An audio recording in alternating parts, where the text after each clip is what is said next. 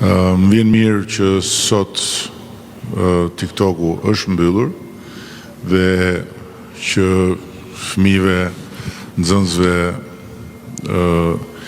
ju kemi siguruar një mbrojtje nga një influencë shumë negative që